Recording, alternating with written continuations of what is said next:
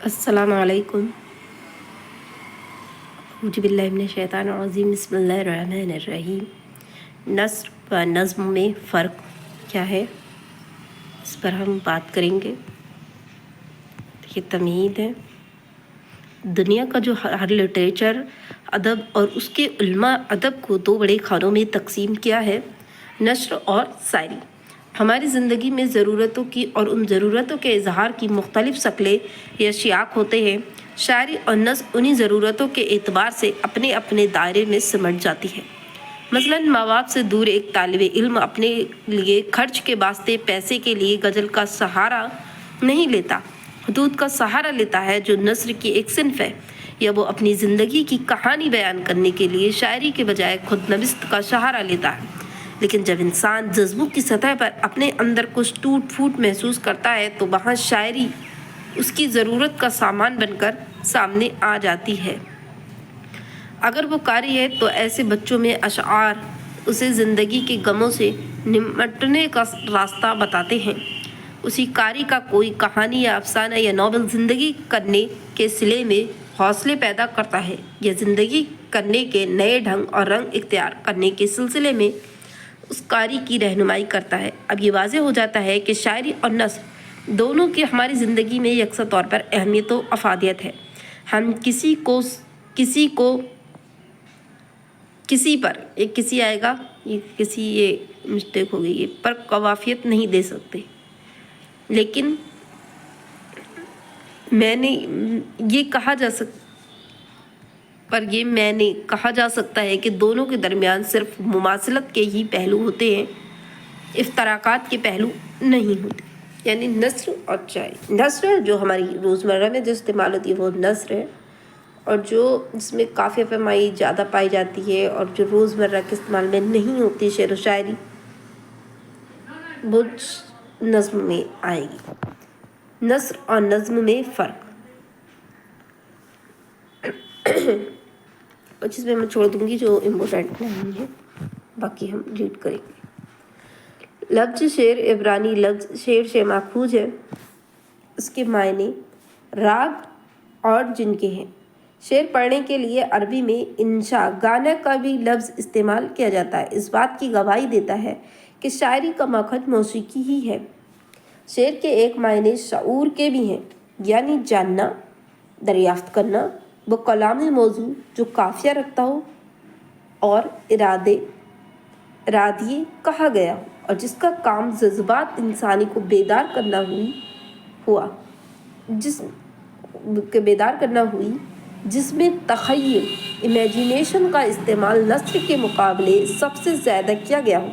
यानी शायरी में जज्बे और तख़य्युल की आमेजिश नस्र के मुकाबले बहुत ज़्यादा महसूस की जाती रही है। प्रोफेसर मंजर अब्बास नकवी के मुताबिक अदबी अजहार की दो शक्लें सबसे ज़्यादा मशहूर हैं, नस्र और शायरी।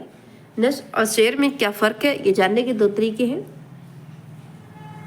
मतलब अब नस्र और शेर में क्या फ़र्क है, ये जानने के दो तरीके हैं। एक खालिसतन खारजी या भी है, और दूसरा कलकतिया दाखिली या अल्फाज दीगर मानवी मशरक़ के उलमाए बयान की नज़र सिर्फ खारजी पहलुओं पर रही है। इसलिए दो इस तारीफ से आगे ना बढ़ गए कि नस्र कलाम गैर मौजू गैर मुकल्ला और नशर कलाम मौजू व कता होता है। इस तारीफ में सदाकत तो यकीन है, लेकिन जज्बी सदाकत है। इस मसले का एक पहलू जिस पर मगरबी नक्कादों ने बहुत जोर दिया है, हमारी पेश नज़र रहना बहुत ज़रूरी है। वो ये है कि अगरचे नस्र में मुरतब वज़न का इल्तिज़ाम नहीं होता, लेकिन अल्फाज की नशिस्त बबरखस्त जिसमें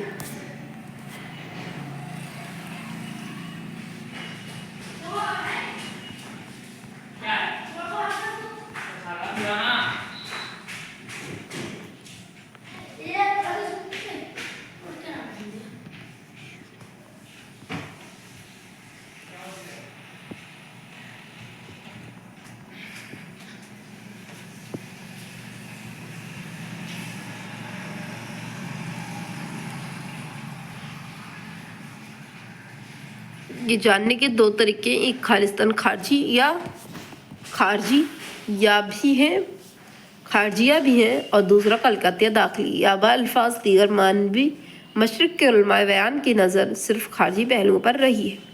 اس لیے یہ دو اس تعریف سے آگے نہ بڑھ گئے کہ نثر کلام غیر موضوع، غیر مقلع اور شعر کلام موضوع و قطع ہوتا ہے۔ اس تعریف میں صداقت تو یقین ہے لیکن جزوی صداقت ہے۔ اس مسئلے کا ایک پہلو جس پر مغربی نقادوں نے بہت زور دیا ہے، ہمارے پیش نظر رہنا بہت ضروری ہے، وہ یہ ہے کہ اگرچہ نثر میں مرتب وزن کا التزام نہیں ہوتا، نثر میں یہ وزن جو ہے وہ استعمال جو ہوتا ہے وہ شاعری میں ہوتا ہے، لیکن الفاظ کی نشست برخست جس میں غیر شعوری طور پر مثبتوں اور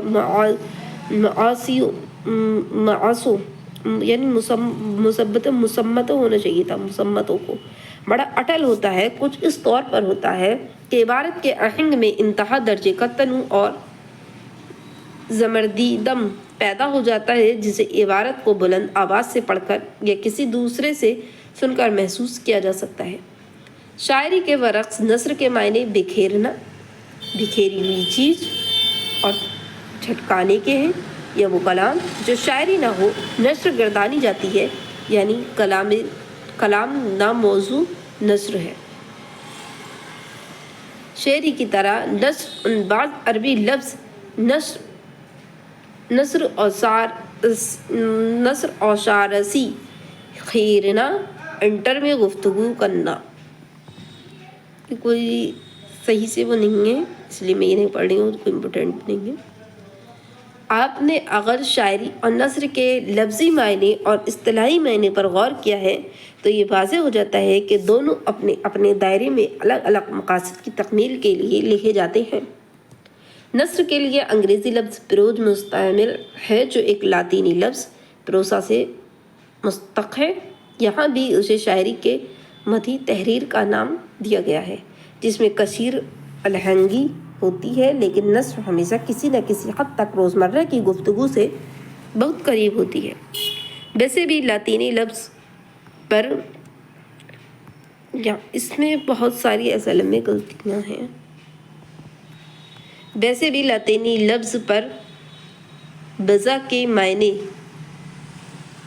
سیدھی گفتگو اور عربی لفظ نثر کے معنی بکھیرنے کے ہیں، یعنی شرح کے ہیں، یا یہ کہہ سکتے ہیں کہ بھیدوں کو کھولنے کے ہیں، یعنی نثر نگار کا کام معلومات فراہم کرنا اور حقائق کا سیدھا سچا بیان ہے۔ شاعری اور نثر میں ایک بنیادی فرق یہ بھی ہے کہ شاعری کا مخاطب یعنی شاعر کسی نہ کسی سے کچھ کر رہا ہوتا ہے، اور جس سے وہ کچھ کہہ رہا ہوتا ہے اس کا چہرہ صاف نظر نہیں آتا، یعنی شاعری میں جو مخاطب اور مخاطب دونوں غیر واضح ہوتے ہیں، جبکہ نثر نگاری میں مخاطب اور مخاطب دونوں کی شناخت واضح ہوتی ہے۔ مصفظ میں خط لکھنے والا اور جسے خط بھیجا گیا ہے دونوں واضح ہوتے ہیں۔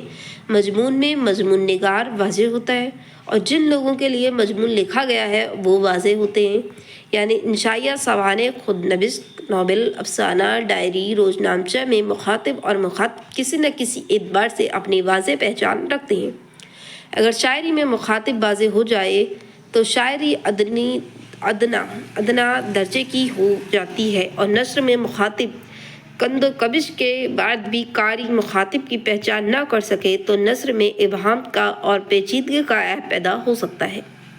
غبار خاطر میں مولانا ابوالکلام آزاد نے ایک فرضی مختصری کو خط لکھا، لیکن انہیں اس کا نام فرضی طور پر ہی لکھنا پڑا ہے کیونکہ یہ نثر کا تقاضا تھا، لیکن یہ نام فرضی ہے، اور اسی باعث غبار خاطر وقت خود کلامی، ڈرامائی، مونولوگ، انشائیہ اور منی افسانے جیسے نثری صنف کے قریب پہنچ گیا ہے۔ جو بھی ہو، یہاں مخاطب واضح تو ہے، لیکن اس کے مخاطب اس کا عہد کبو دانشور طبقہ ہے جو جمالیاتی نثر کا دلدادہ تھا، اور جسے اپنی سابقہ اجتماعی حافظے کی روایت پر اور اس سے وابستہ شعر و شاعری اور زندگی کے بعض فلسفیانہ انبار سے گہری دلچسپی تھی۔ ناول امراؤ جان ادا کو ہی سامنے رکھیے، ناول نگار نے یہ ناول کن لوگوں کے لیے لکھا ہے، وہ کن سے مخاطب ہے؟ صاف طور پر یہ سمجھا جا سکتا ہے کہ یہاں ناول نگار کو مخاطب تہذیب سے یہاں ناول نگار کا مخاطب وہ تہذیب ہے جہاں عورت طوائف ہونے کے باوجود ایک تہذیب کی معارف ہے۔ اسی طرح پریم چند کے ناول گودان کا مخاطب عام آدمی اور کسان ہے، اور باطن وہ لوگ ہیں جو ان پر حکمرانی کرتے ہیں اور ان کا استحصال کرتے ہیں۔ وہ استحصالی طبقہ ہوری اور دنیا کی شکل میں سامنے آتا ہے، اور اس عہد کا استحصالی نظام گاؤں کے پٹواری مہاجن لالا اور برہمنی نظام کی شکل میں سامنے آتا ہے۔ ناول نگار نے انہی لوگوں سے مکالمہ کیا ہے۔ سیدھی سی بات ہے کہ نثر میں جو مخاطب ہے وہ صاف ہوتا ہے، لیکن شاعری میں نہیں ہوتا ہے۔ ایک اور فرق شاعری اور نثر کے سلسلے میں پایا جاتا ہے کہ نثر کی ایک ایسی کوئی صنف شاید ہی نظر آئے جس کا کوئی عنوان نہیں ہوتا ہو، لیکن شاعری میں ایسی بہت سی صنفیں ہمیں نظر آتی ہیں جہاں عنوان کی ضرورت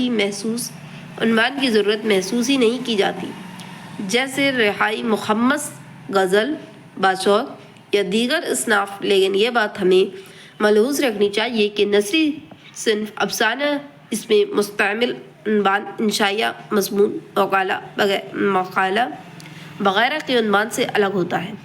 مضمون کا عنوان اس بات کا اعلامیہ ہوتا ہے کہ آپ اس کو سامنے رکھ کر اسے پورے مضمون میں اچھی طرح سے قائم کر میں اور اس سے انصاف کر رہے ہیں۔ مثال، گائے پر مضمون لکھتے وقت آپ بھینٹس کا ذکر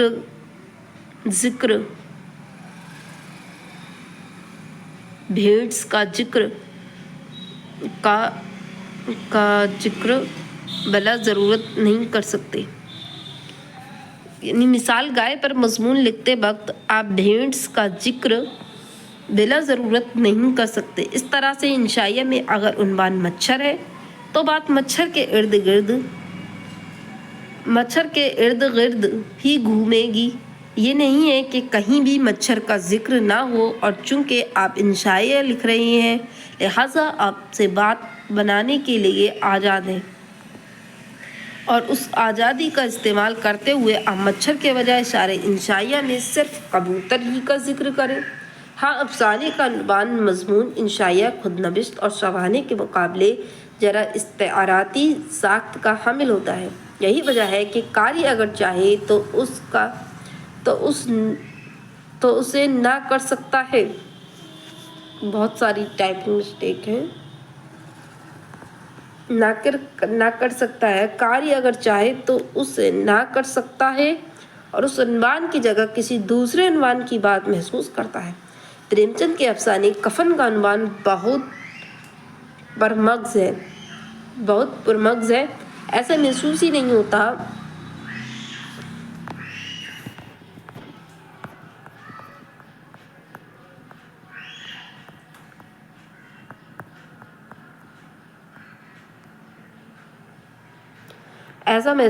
ہوتا کہ اس کی جگہ اور کیا عنوان رکھا جا سکتا تھا۔ مثلاً گھیسو مادھو، ڈھونگ، غربت کی مار وغیرہ جیسے عنوانات اس افسانے سے ذرا بھی انصاف نہیں کر پائیں گے، لیکن لفظ کفن کی معنویت افسانے کے متن کو کہاں سے کہاں پہنچا دیتی ہے۔ نثر کی کئی قسمیں ہوتی ہیں اور کئی اعتبار سے یہ قسمیں سامنے آتی ہیں۔ مثلاً نثر مسجع شرعی ایک قسم اعتبار الفاظ ہے، لیکن معنوی کے اعتبار سے نثر سلیش سادہ، سلیش رنگین، رقیق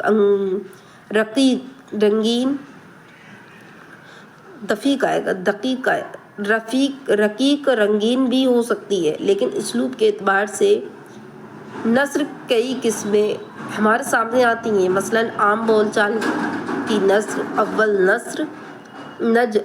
نثر، علمی نثر وغیرہ، جیسے غالب کے خطوط میں خالص بول چال کی نثر اور علمی نثر کے علاوہ اور کہیں کہیں نثر مقالہ بھی نثر مقالہ بھی، لیکن قدیم نثری نمونوں کو اگر آپ دیکھیں جیسے کرول کتھا یا معراج العاشقین، تو وہاں نثر مقفع نثر کی نثر مرزز کے علاوہ رقیق نثر بھی دکھائی دیتی ہے، جس پر عربی فارسی ترکیب اور نحو کا گہرا اثر دکھائی دیتا ہے۔ نثر شاعری کے مقابلے براہ راست زندگی کے مختلف روزمرہ کے اشغال سے جڑی ہوتی ہے۔ ایک دوسرے سے بات چیت سے لے کر ہم زندگی کا ہر کام نثر میں ہی کرتے ہیں۔ پھر بھی یہ کہنا مشکل ہو جاتا ہے کہ نثر کیا ہے۔ ایک بات یہ سمجھ میں آتی ہے کہ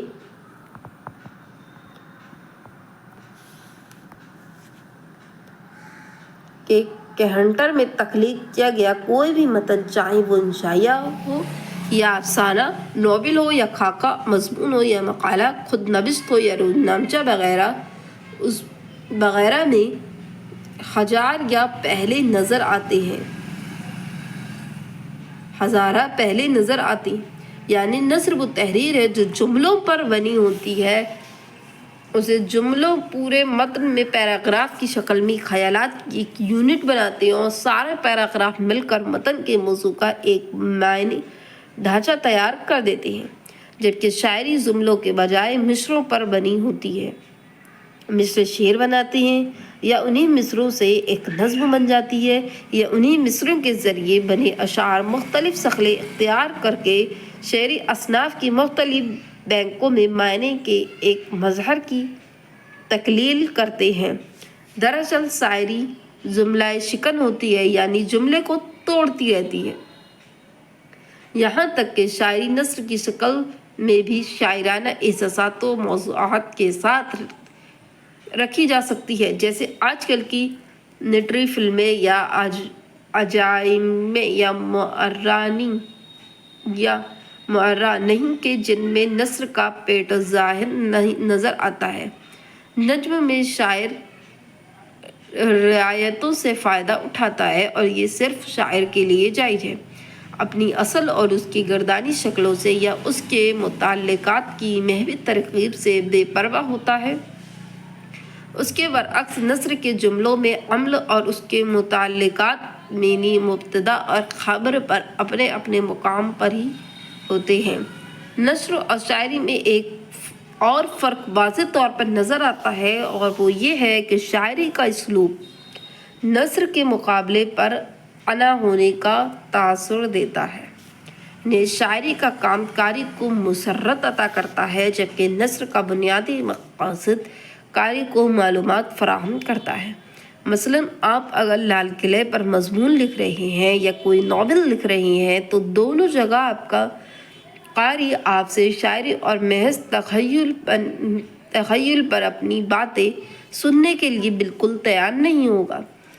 اور تو اور لال قلعہ پر اگر آپ نے مضمون لکھتے وقت سابقہ معلومات سے آگے جا کر کچھ نہ کچھ نہیں ہے بات اپنے مضمون میں نہیں لکھی، تو بھی آپ کا قاری آپ کی تحریر پڑھ کر منہ مسورے گا، کیونکہ اس نے مضمون جمالیاتی بصیرت حاصل کرنے کے لیے پڑھنا شروع نہیں کیا تھا۔ اس نے تو یہ بھی توقع نہیں کی تھی کہ آپ لال قلعہ کے مناظر کا شاعرانہ بیان یعنی مناظر اس کے سامنے رکھیں گے، بلکہ مضمون نگار سے دو یہ توقع کرے گا کہ دو لال قلعہ کی تعمیر کے وجوہات، اس کے خالق سے متعلق کوئی نئی بات، اس کے فن سے متعلق کوئی نئی معلومات، یا بات کے فرمانرواؤں نے لال قلعے سے اپنا رشتہ کس نوع کا رکھا، اور ان جملہ انبار پر قاری آپ سے نئی قسم کی معلومات کی توقع ضرور رکھے گا۔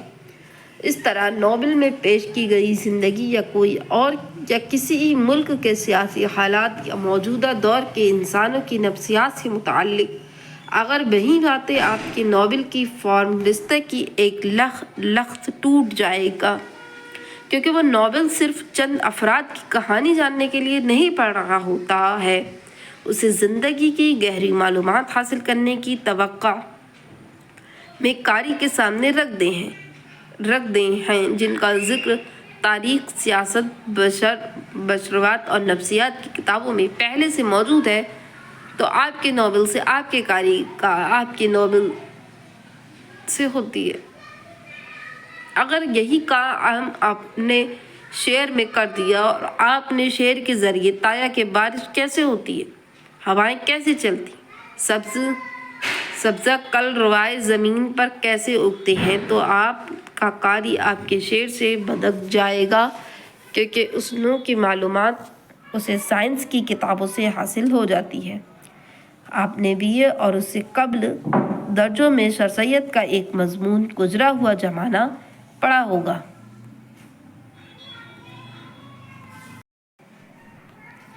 دراصل یہ مضمون یہ صنف سے تعلق رکھتا ہی نہیں ہے۔ ناقدین نے اسے اردو کا اولین افسانہ بھی قرار دیا ہے۔ ہم بھی جانتے ہیں کہ وقت بھی واپس لوٹ کر نہیں آتا۔ شاعری میں بھی اس مضمون کو کئی طرح سے باندھا گیا ہے۔ سر سید نے بھی گزرا ہوا زمانہ میں یہی ثابت کیا ہے کہ ہمیں اپنا وقت برباد نہیں کرنا چاہیے، لیکن اس بات کو ثابت کرنے کے لیے کہانی کی حیت کا استعمال کیا گیا ہے، اور کہانی ہی نہیں بلکہ کہانی کی بچخواب کو اس کہانی کی حیت بنایا گیا ہے کہ جس میں ایک بچہ خواب میں خود کو ایک ضعیف کی شکل میں پاتا ہے اور افسوس کرتا نظر آتا ہے۔ اندھیری رات کے مناظر، وقت کے گزر جانے کا شدید احساس، ڈراؤنی رات، رو رو کر اس کا افسوس کرنا، یہ سب کچھ قاری کو بھی اپنے بیتے زندگی کے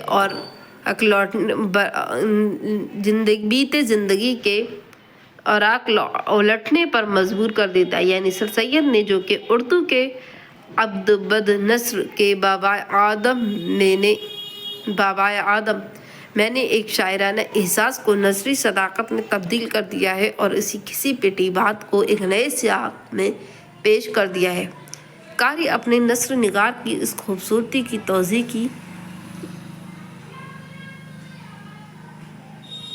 کی داد دیے بغیر نہیں رہتا۔ نثر میں شاعری کا آنا اس وقت عیب نہیں ہے جب اس کی ضرورت ہو، کیونکہ نثر کا اپنے خالق سے یعنی خالق کی شخصیت سے رشتہ بہت کم ہوتا ہے، جبکہ شاعری میں شاعری کی شخصیت نثر کے مقابلے زیادہ نظر آتی ہے۔ نثر کا تعلق زیادہ سے زیادہ انسانی دماغ یا ذہن سے ہوتا ہے، جبکہ شاعری انسان کے دل اور جذبے سے جڑی ہوتی ہے۔ پروفیسر منظر عباس نقوی کے نثر اور نظم اور شعر کے افتراقات پر بحث کرتے ہوئے صحیح لکھا ہے کہ وہی چیز ہے جو شعر کے حسن میں اضافے کا باعث ہوتی ہے، مثلاً تشبیہات، استعارات، علامات وغیرہ۔ انہی کا نثر میں غیر محتاط استعمال نثر کے وزن، وقار اور توانائی کو نقصان پہنچاتا ہے۔ خالص نثر کی خوبی یہ ہے کہ اس میں کسی قسم کے ابہام نہ ہو اور اس کا مفہوم بس ایک ہی ہو، دو نہ ہو۔ اس کے برعکس شاعری کا حسن اس امر میں ہے کہ بات ایسے بہم اور رمزی انداز میں کی جائے کہ ہر شخص ہر زمانے میں اپنے اپنے ذوق اور حالات کے مطابق اس سے لطف اندوز ہوتا ہے۔ یہی وجہ ہے کہ غالب کے دیوان کی سطر شروع ہو گئی، لیکن کسی نے غالب کے کلام کو صبح کی نظر سے نہیں دیکھا۔ البتہ اگر کسی نثری عبارت کے دو مفہوم بھی نکلے ہوں تو یہ ایک ایسا نقص ہوگا جس کی نثر نگار کو بھی اجازت نہیں دی جا سکتی۔ ہاں، نثر میں جذبوں کا گزار ایک مہمان کے طور پر ہوتا ہے، جبکہ شاعری سرتا پر جذبات و احساسات کی گہرائیوں سے برآمد ہوتی ہے۔ نثر منطق کو اپنا دوست بھی ہے اور شاعری تخیل کے پروں پر اڑتی ہے اور ہماری میں اضافہ کرتی ہے۔ میری آن قرار دیا جاتا ہے اور شاعری کو فلی۔ شاعری کو ہمیشہ اول اثر رکھنے والی تحریر معلوم ہوتی ہے، جبکہ نثر بھی ادبی نہیں ہوتی ہے۔ نئی نثر اور بلیغ شاعری کے درمیان آرٹ اور کرافٹ کا بھی فرق بتایا جاتا ہے۔ کمینٹک اور فن کا فرق، کاریگر اور نقاش کا فرق بھی بتایا جاتا ہے۔ ان تمام باتوں کے باوجود دونوں کے درمیان خط امتیاز، باؤنڈری لائن کھینچنا بہت مشکل ہے، کیونکہ اگر غور سے دیکھیں تو کرافٹ بھی ایک طرح سے آرٹ ہی ہے۔ اس لیے یہ بھی کہا جاتا ہے کہ نثر اور شاعری ایک ہی سکے کے ڈوٹوں کا نام ہے، دونوں میں کسی نہ کسی خیال کی ترسیل مقصود ہوتی ہے، لیکن یہ شاعری ہے جس کا ایک کام قاری کو اس خوبصورتی زبان کی طرف لے جانا ہوتا ہے جس میں حسن کوٹ کوٹ کر بھرا گیا ہوتا ہے۔ شاعری بھی بعض مقاصد کی تکمیل کے لیے نثری اسلوب کی طرح لپک پڑتی ہے، کیونکہ اس شاعری کا مقصد جمالیاتی حافظہ کے ساتھ ساتھ ذائقہ معلومات کی ترسیل ہوتا ہے۔ ہم لوگ ایسی شاعری کو آج نثر شاعری سے موسوم کرتے ہیں، اس کے برعکس ہمارے سامنے ایسے نظر بھی آتی ہے جو سرتاپا شاعری معلوم ہوتی ہے۔ اس کا مقصد معلومات فراہم کرنے کے ساتھ ساتھ جمالیاتی حفظ فراہم کرنا بھی ہوتا ہے۔ ایسی نثر میں تمثیل و انشائیوں خطوط میں اکثر و بیشتر نظر آتی ہیں۔ اردو میں ادب لطیف کے رجحان کے تحت ایک ایسی نثر سامنے آ گئی جسے ہم نثر میں شاعری کا رجحان قرار دے سکتے ہیں۔ قاضی عبدالغفار میر ناصر علی آل اکبر آبادی، نیاز فتح پوری، غلط لکھا ہے، نیاز فتح پوری، یہاں پہ آئے گا مجنوں گورکھپوری، سجاد انصاری کے علاوہ سجاد حیدر یلدرم نے شاعرانہ نثر کی روایت کا ایک دفتر اردو نثر میں قائم کیا، جسے ہم اردو کے رومانی نثر نگار بھی قرار دیتے ہیں۔ ان سے پہلے محمد آئے گا محمد حسین آزاد شبلی نے بھی عہد کے بفور اور خیلی نثر کی پاسداری کی۔ آزاد تو نثر میں بھی شاعری کی طرح شخص کا استعمال کرتے ہیں۔ خلاصہ یہ سبق ہے، یہ کافی لمبا ہے۔ مین پوائنٹ جو ہائی لائٹ کر رہے ہیں ایک بار پھر سے ریپیٹ کر دیتی ہوں۔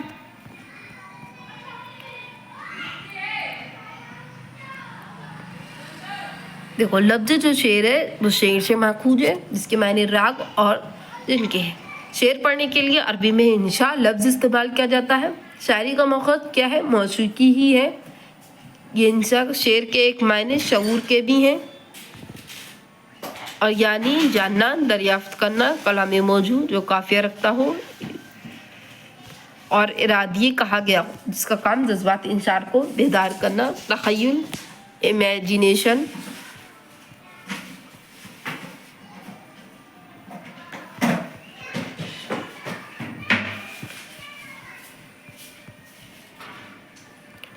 شاعری اور نثر میں ایک بنیادی جو فرق ہے وہ کسی نہ کسی شاعری میں کیا ہوتا ہے، مخاطب جو ہے وہ واضح نہیں ہوتا، بلکہ نثر میں مخاطب واضح ہوتا ہے، یہ فرق ہے۔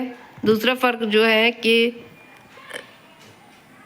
نثر کا عنوان ہوتا ہے اور نظم میں کوئی عنوان نہیں بھی ہوتا ہے، کوئی شاید ہی نظر آئے، کسی کا عنوان ہوتا ہے کسی کا نہیں ہوتا۔